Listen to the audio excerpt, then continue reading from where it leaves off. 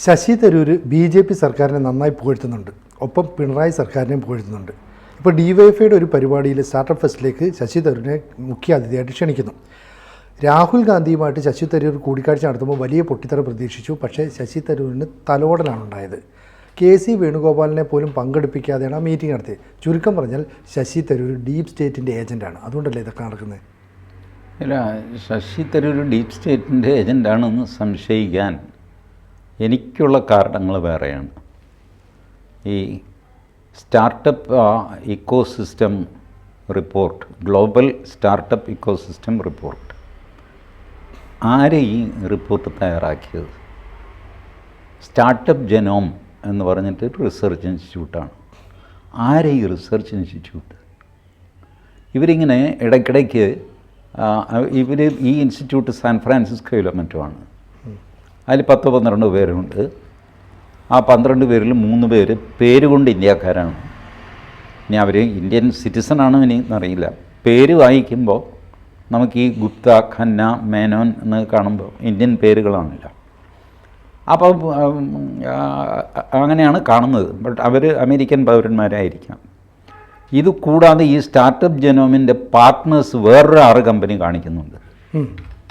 ആ കമ്പനിയെ പറ്റി ഇനി റിസർച്ച് ചെയ്യേണ്ടിയിരിക്കുന്നു. ഈ കമ്പനി തന്നെ ഞാൻ മുഴുവൻ റിസർച്ച് ചെയ്ത് കണ്ടുപിടിച്ചില്ല. ഇവരുടെയൊക്കെ ബന്ധങ്ങൾ നമ്മൾ തേടി പോകുമ്പോഴാണ് open society foundation, Rockefeller foundation, ഇതിങ്ങനെ കണക്ട് ചെയ്താണ് ഇവർ പോകുന്നത്.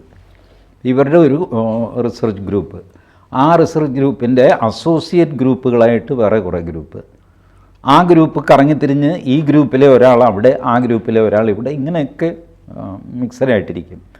ബട്ട് പ്രഥമ ദൃഷ്ട്യ ഇതൊരു ഡീപ് സ്റ്റേറ്റ് ഓപ്പറേഷനായിട്ട് എനിക്ക് തോന്നുന്നു. അതല്ലെങ്കിൽ ഇന്ന് വരെ കേട്ടിട്ടില്ല. കഴിഞ്ഞ വർഷം ഇതിൻ്റെ റിപ്പോർട്ട് വരാൻ എന്താ 2024 വന്നില്ല. ബട്ട് അവരുടെ വെബ്സൈറ്റിൽ പോയി കഴിഞ്ഞാൽ അതുണ്ട്.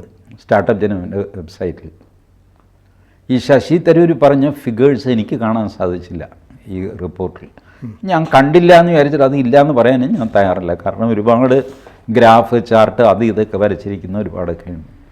ഞാൻ റിപ്പോർട്ടിൻ്റെ ഫസ്റ്റ് പാർട്ട് എടുത്ത് നോക്കിയപ്പോൾ ഈസ് ഓഫ് ഡൂയിങ് ബിസിനസ്സിൽ നമ്പർ 1 ആയിട്ട് ആ റിപ്പോർട്ടിൽ അവർ കാണിച്ചിരിക്കുന്നത് സിലിക്കൺ വാലിയാണ്, അമേരിക്കയിൽ. നമ്പർ 2 യൂറോപ്പാണ്. നമ്പർ 3 സൗത്ത് കൊറിയ മറ്റുമാണ്. ഇങ്ങനെ പോയി ഒരു നമ്മുടെ ടെല്ലവീവ് വരെയുണ്ട്. 8ാം സ്ഥാനത്താണ് ടെല്ലവീവ്, ഇസ്രായേലിൻ്റെ തലസ്ഥാനം. അവിടെ യുദ്ധവും വലിയ ടെൻഷനും ഒക്കെ ആയിരുന്നു. എന്നാലും അവർ 8ാം സ്ഥാനത്തും. കേരളവും ഇന്ത്യയൊന്നും ആ റിപ്പോർട്ടിൽ കാണുന്നില്ല. 12ാം സ്ഥാനം വരെയാണ് അവർ കാണിച്ചിരിക്കുന്നത്. അതിന് താഴെയുള്ളത് വെച്ചില്ലായിരിക്കും, 1 ഡസൻ എന്നുള്ള രീതിയിൽ. അപ്പോൾ ഇത് ഏത് റിപ്പോർട്ടാണ് ഇവരത് എടുത്തിട്ട് അലക്കുന്നത് എനിക്കറിയില്ല. അപ്പോൾ അതൊരു ഡീപ് സ്റ്റേറ്റ് ഓപ്പറേഷനാണ്. കാരണം ഡീപ് സ്റ്റേറ്റ് തീരുമാനിച്ച് ഈ മൊത്തം ഇന്ത്യ, അതിൻ്റെ കൂടെ കേരളം അവർക്ക് പറ്റിയ ഒരു എക്സ്പെരിമെൻ്റ് നടത്താൻ പറ്റിയ സ്ഥലമാണ്. കേരളത്തിൽ ഇടതുപക്ഷ സർക്കാർ വീണ്ടും അധികാരത്തിൽ വരുന്നതായിരിക്കും അമേരിക്കൻ ഡീപ് സ്റ്റേറ്റിൻ്റെ താല്പര്യത്തിന് നല്ലത്. 1 ഒന്നാന്തരം മോദി വിരുദ്ധരാണ്. 2 വോക്കാണ്. സകലത്തെ മടുത്തരവും നടത്താൻ ഒരു മടിയുമില്ലാത്ത തൊലിക്കട്ടിയുള്ള മനുഷ്യരാണ്. കേരളത്തിലെ ഇടതുപക്ഷമാണല്ലോ വലിയൊരു പക്ഷം. അവരുടെ സ്വഭാവം നോക്കി എന്തിനും വഴങ്ങുന്ന, എന്ത് തെമ്മാടിത്തരം കാണിക്കാനും പിന്നെ അത് മൂടി വയ്ക്കാനും അത് ന്യായീകരിക്കാനും ഒക്കെ സാമർഥ്യമുള്ളവർ. അത് കൊലപാതകമാകാം, ജെൻഡർ ജസ്റ്റിസിൻ്റെ പേരിൽ നടക്കുന്ന വ്യഭിചാരമാകാം, കോമൺ ടോയ്ലറ്റിൻ്റെ പേരിൽ ആണിനും പെണ്ണിനും എന്തും ചെയ്യാവുന്ന ഇടങ്ങൾ ഉണ്ടാക്കുക. ഇതൊക്കെ ഈ തെമ്മാടിത്തരം മുഴുവൻ ഈ വോക്ക് സ്വഭാവം. എൻ്റെ ശരീരം എൻ്റെ അവകാശം. അപ്പോൾ ശരീരം എൻ്റെ അവകാശമായി കഴിയുമ്പോൾ എനിക്ക് എന്ത് തോന്നിയാസം കാണിക്കാം ശരീരം കൊണ്ട്. ഇത് ആണും പെണ്ണും കാണിക്കുന്നു. മയക്കുമരുന്ന് ഇഷ്ടം പോലെ. ഇപ്പോൾ നമ്മളുടെ ഇവർ കഴിഞ്ഞ ദിവസം ഈ ടി വിയിൽ അവർ പറയുന്നുണ്ടായിരുന്നു, ഈ ചെറിയ 5 രൂപയുടെ അച്ചാറൊക്കെ ഉണ്ടല്ലോ, ഇങ്ങനെ ചെറിയ പാക്കറ്റായി ഇങ്ങനെ മാല പോലെ തൂക്കിയിടുന്നു. ഇതുപോലെ മയക്കുമരുന്ന് കേരളത്തിൽ കിട്ടുന്നുണ്ട്. 1/2 ഗ്രാം 1 ഗ്രാമൊക്കെ പാക്കറ്റ് കാശ് കൊടുത്തു കഴിഞ്ഞാൽ ടപ്പെന്ന് പറയുന്നത് അതെടുത്ത് തരും. ഇങ്ങനെയൊക്കെയുള്ള പരിപാടിക്കെല്ലാം ഡീപ് സ്റ്റേറ്റ് നോക്കുമ്പോൾ പറ്റിയ സ്ഥലം കേരളമാണ്. ഭാരതത്തിനുള്ളിലെ ഒരു island which will challenge Modi. ഇപ്പോൾ ഈ മോദിയെ ചലഞ്ച് ചെയ്യാനായിട്ട് രാഹുൽ ഗാന്ധിയെ സ്പോൺസർ ചെയ്യാം ഡീപ് സ്റ്റേറ്റിന്, അല്ലെങ്കിൽ പിണറായി വിജയനെ സ്പോൺസർ ചെയ്യാം. പിണറായി വിജയൻ മതി എന്നവർ തീരുമാനിച്ചു കാണും. ആ ഓപ്പറേഷൻ്റെ തുടക്കമായിട്ട് ശശി തരൂർ ഈ ഇതുവരെ കേട്ടിട്ടില്ലാത്തൊരു റിപ്പോർട്ട് പൊക്കിയെടുത്തിട്ട് പൊലിപ്പിച്ച് ലേഖനം എഴുതുന്നു. ഇതായിരിക്കണം സംഭവിച്ചിരിക്കുക. അപ്പോൾ ഈ ചർച്ചയിൽ കെ സി വേണുഗോപാലിനെയൊക്കെ കൂട്ടിക്കഴിഞ്ഞാൽ ശരിയാവില്ല. കെ സി വേണുഗോപാലൊക്കെ ഈ നമ്മളുടെ ട്രഡീഷണൽ രാഷ്ട്രീയത്തിൽ വന്ന ആൾക്കാരാണ്. ജലപീരങ്കി സമരം, മുദ്രാവാക്യം, സത്യാഗ്രഹം, ഈ രീതിയിൽ ഉള്ള ആൾക്കാരാണ്. അപ്പോൾ അവർക്കൊന്നും ഈ കളി മനസ്സിലാകുക പോലുമില്ല. ഇത് രാഹുൽ ഗാന്ധിക്ക് മനസ്സിലാവും. അങ്ങനെ ഇടയ്ക്കിടയ്ക്ക് അമേരിക്കയിലും അവിടെ ഇവിടെയൊക്കെ പോയിട്ട് ട്യൂഷൻ എടുക്കുന്നതുകൊണ്ട് പുള്ളി ലൈവാണ്. അപ്പോൾ പുള്ളിയുമായിട്ട് ശശി തരൂർ ചർച്ച ചെയ്യുന്നു. ഇങ്ങനെയൊക്കെയാണ് ചേട്ടാ സ്കീം, ഇതനുസരിച്ച് സാമ്പിട്രോട് ഓക്കെ പറഞ്ഞിട്ടാണ് ഞാൻ ഈ ലേഖനം എഴുതിയത്. ഇനിയിപ്പോൾ എന്തുവാണെന്ന് ചേട്ടൻ പറഞ്ഞാൽ മതി. ശരി, ഒരു കാര്യം ചെയ്ത് താൻ തിരിച്ചു നോക്കുമോ? ഞാൻ സാമ്പിട്രോട് തന്നെ ചോദിക്കാം. സാമ്പിട്രോട് ചോദിക്കും. സാമ്പിട്രോട് പറയും, ഞാനൊന്ന് ഹാർവാർഡ് യൂണിവേഴ്സിറ്റിയിൽ നമ്മുടെ ഗ്രൂപ്പുമായിട്ട് കൺസൾട്ട് ചെയ്തിട്ട് ഞാൻ പറയാം. തൽക്കാലം അതവിടെ നിൽക്കട്ടെ, അതിനെപ്പറ്റി ഇനി ചർച്ച വേണ്ട, അത് എഴുതി വിവാദമായി കഴിഞ്ഞു. Now don't touch it. അപ്പോഴാണ് DYFI വിളിക്കുന്നത്. DYFIക്ക് ശശി തരൂർ കൊടുത്ത ഉത്തരം നോക്കും. എനിക്ക് ആ ദിവസം വേറെ ചില പരിപാടികളുണ്ട്, അതുകൊണ്ട് വരാൻ ബുദ്ധിമുട്ടാണ്. ഏതായാലും ഞാൻ ശ്രമിക്കാം. അതിനർത്ഥം വേണമെങ്കിൽ ലാസ്റ്റ് മിനിറ്റിൽ ശശി തരൂരിന് അവിടെ കയറി ചെല്ലാം, വേണ്ടെങ്കിൽ വേണ്ടെന്ന് വയ്ക്കാം. അത് ഡീപ് സ്റ്റേറ്റിൻ്റെ ഡിസൈൻ പോലെ ഇരിക്കും. അപ്പോഴത്തെ ഡിസൈൻ പോലെ അടുത്ത ഒരു ബോംബ് കൂടെ പൊട്ടിക്കണമെങ്കിൽ ശശി തരൂരിന് അവിടെ നിന്ന് പോകാൻ പറഞ്ഞു കഴിഞ്ഞാൽ ഒരു കുഴപ്പമില്ല. ഒരു സെമിനാറിൽ പങ്കെടുത്തു, അതുകൊണ്ടെന്താ, സെമിനാറല്ലേ. അപ്പോൾ കോൺഗ്രസിൻ്റെ അഭിപ്രായം പറയാനും താൻ എഴുതിയ ലേഖനം കൂടുതൽ വിശദീകരിക്കാനുമുള്ള അവസരം കിട്ടുകയല്ലേ. കമ്മ്യൂണിസ്റ്റുകാർ DYFIക്കാരല്ലേ കേട്ടുകൊണ്ടിരിക്കുന്നത്. അപ്പോൾ അതൊരു നല്ല അവസരമല്ലേ, അത് നമ്മൾ മുതലെടുക്കണ്ടേ, അതല്ലേ ജനാധിപത്യം എന്നൊക്കെ പറഞ്ഞ് ന്യായീകരിക്കാം.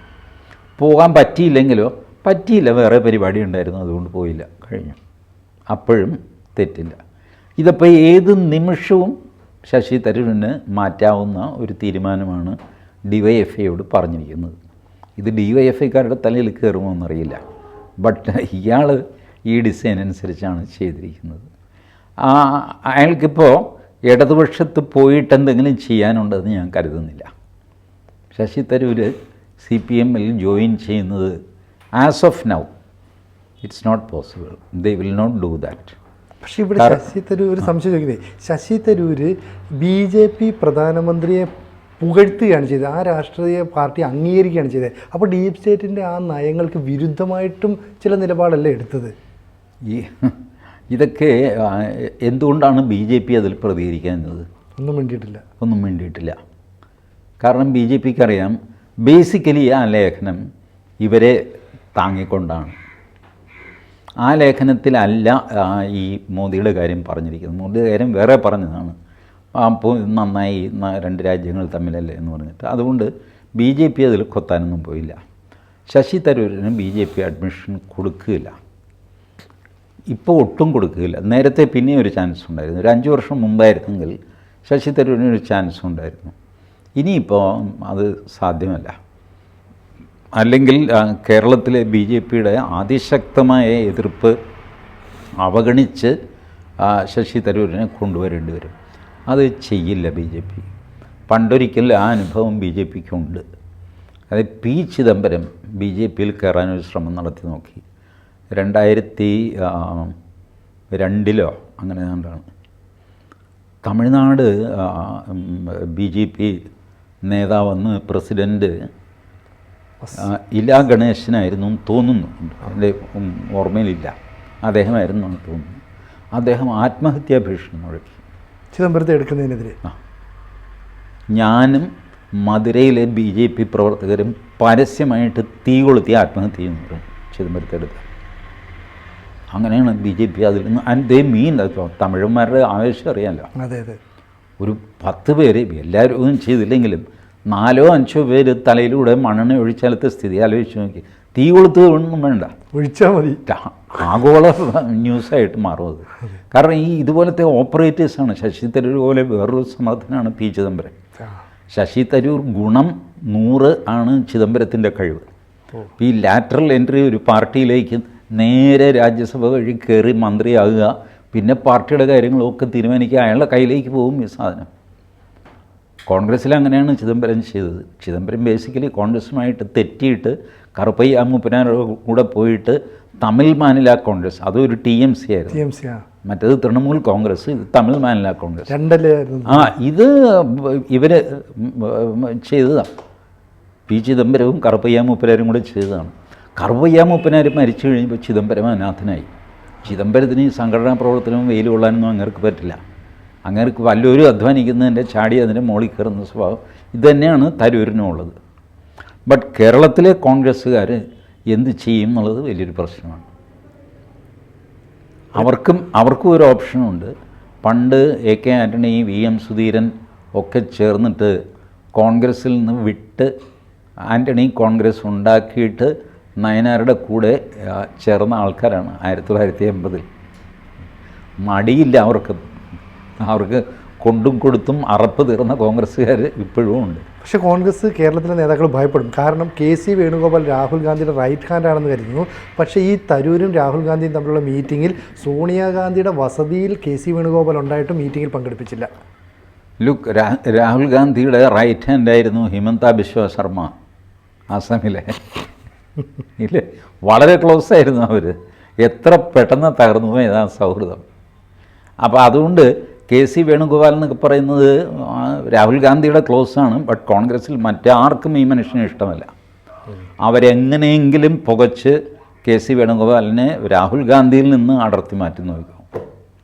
അത് ഉത്തരേന്ത്യക്കാർക്ക് ആർക്കും തന്നെ ഇഷ്ടമില്ലാത്തൊരു ഫിഗറാണ് KC വേണുഗോപാൽ. രാഹുൽ ഗാന്ധിയുമായിട്ട് ക്ലോസ് ആയതുകൊണ്ട് അവർ പല്ല് കടിച്ചു പിടിച്ച് സഹിക്കുകയാണ്. എപ്പോഴെങ്കിലും അവർ പണി കൊടുക്കും, KC വേണുഗോപാൽ തെറിച്ചു പോകും. അവരെ അണ്ടർ എസ്റ്റിമേറ്റ് ചെയ്യരുത് വടക്കുള്ള കോൺഗ്രസ്സുകാരെ. ഒരു സകല അടിയും തലയും പഠിച്ചവരാണ്.